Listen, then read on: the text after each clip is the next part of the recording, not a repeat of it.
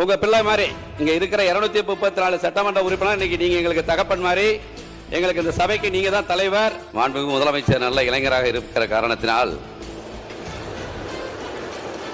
நிச்சயமாக ஒரு சிறந்த ஆட்சியை ஏற்படுத்தி தருவார் என்கிற நம்பிக்கை எனக்கு இருக்கிறது. அதனால் தான் உங்களை ஆதரித்து பேசுகிறேன், வாழ்த்தி பேசுகிறேன். தமிழ்நாட்டு இளைஞர்கள் உங்களை நம்புகிறார்கள், நாங்கள் உங்களை நம்புகிறோம். மாண்புமிகு உறுப்பினர் திரு எஸ் காமராஜ் அவர்கள். மாண்புமிகு பேரவைத் தலைவர் அவர்களே, மாண்புமிகு முதல்வர் அவர்களே, அமைச்சர் பெருமக்களே, சட்டமன்ற உறுப்பினர்களே, அனைவருக்கும் காலை வணக்கம்.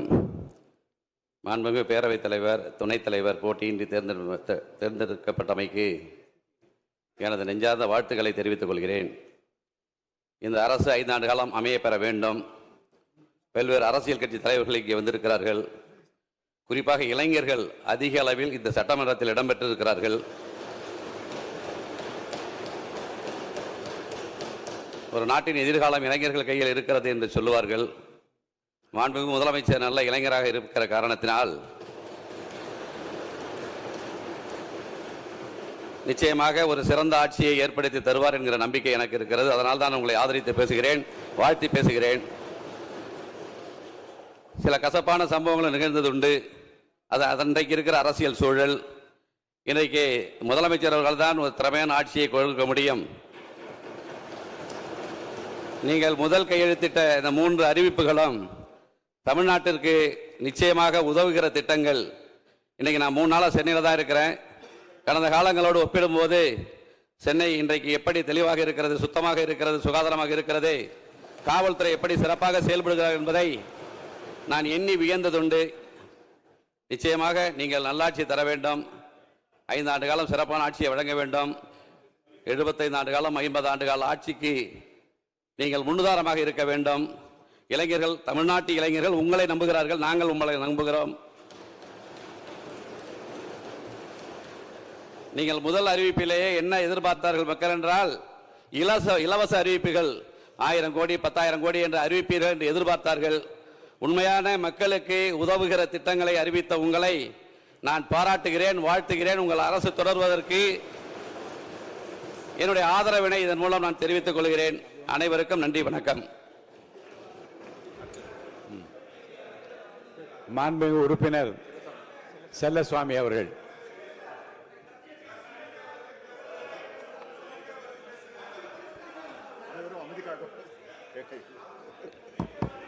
சபாநாயகரே, இங்க இருக்கிற 234 சட்டமன்ற உறுப்பினர்களையும் உங்க பிள்ளை மாதிரி இங்க இருக்கிற 234 சட்டமன்ற உறுப்பினர் இன்னைக்கு நீங்க எங்களுக்கு தகப்பன் மாதிரி, எங்களுக்கு இந்த சபைக்கு நீங்க தான் தலைவர். நீங்க பல அரசியல் அனுபவங்களை, புரட்சி தலைவர் எம்ஜிஆர் காலம் தொட்டு இன்று வரை பல அரசியல் அனுபவங்களை கற்று தெளிந்தவர்கள். எதையும் விவரமாக, நேர்மையாக, துல்லியமாக பேசக்கூடியவர்கள் நீங்கள். அதை நீங்கள் பத்திரிகை பேட்டிகளிலும் சரி, பொதுக்கூட்டங்களிலும் சரி, நான் பல தடவை அதை பார்த்திருக்கிறேன், ரசித்திருக்கிறேன்.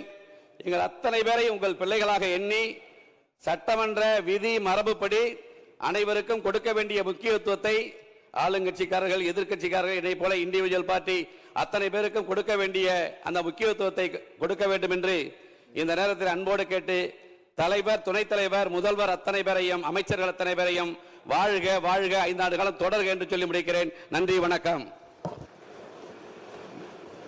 மாண்புமிகு உறுப்பினர் செல்லசாமி அவர்கள். அவைத்தலைவர் அவர்களே, மாண்புமிகு முதல்வர் அவர்களே, அமைச்சர் பெருமக்களே, பாசத்திற்குரிய சட்டமன்ற உறுப்பினர்களே, சபாநாயகராக போட்டியின்றி தேர்வு செய்யப்பட்டிருக்கக்கூடிய மாண்புமிகு ஜேசிடி பிரபாகரன் அவர்களுக்கும், துணைத் தலைவராக தேர்வு செய்யப்பட்டிருக்கக்கூடிய மாண்புமிகு ரவிசங்கர் அவர்களுக்கும் தமிழ்நாடு சட்டமன்ற மார்க்சிஸ்ட் கம்யூனிஸ்ட் கட்சியுடைய சார்பிலே மனமார்ந்த வாழ்த்துக்களை தெரிவித்துக் கொள்கிறேன். அரசியல் அனுபவமும் அனைவரையும் அரவணைத்து நடத்தும் ஜனநாயக பண்பும் சட்டமன்ற மாண்பையும் காக்கும் உயரிய பொறுப்பை நீங்கள் இங்கே எடுத்திருக்கிறீர்கள். மக்களின் உரிமைகளையும் உணர்வுகளையும் பிரதிபலிக்கும் ஜனநாயக முறைப்படி தொடர்ந்து செயல்பட வேண்டும் என்று நான் மனப்பூர்வமாக கேட்டுக்கொள்கிறேன். இந்த அவைகளே இன்றைக்கு எந்த விதமான பாரபட்சமும் இல்லாமல், கட்சி வேறுபாடு இல்லாமல், எந்த வேறுபாடும் இல்லாமல் தாங்கள் இங்கே ஏகமனதாக தேர்வு செய்யப்பட்டிருப்பீர்கள். நிச்சயமாக தமிழகத்திலே ஒரு மதசார்பற்ற ஆட்சி, மக்களுடைய அனைத்து உரிமைகளும் காக்கக்கூடிய வகையிலே உங்களுடைய செயல்பாடு என்பது நிச்சயமாக அமையும் என்று நான் பாராட்டுகிறேன்.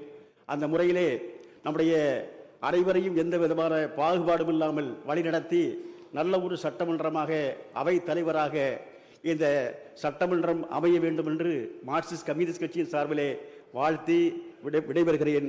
அனைவருக்கும் நன்றி, வணக்கம்.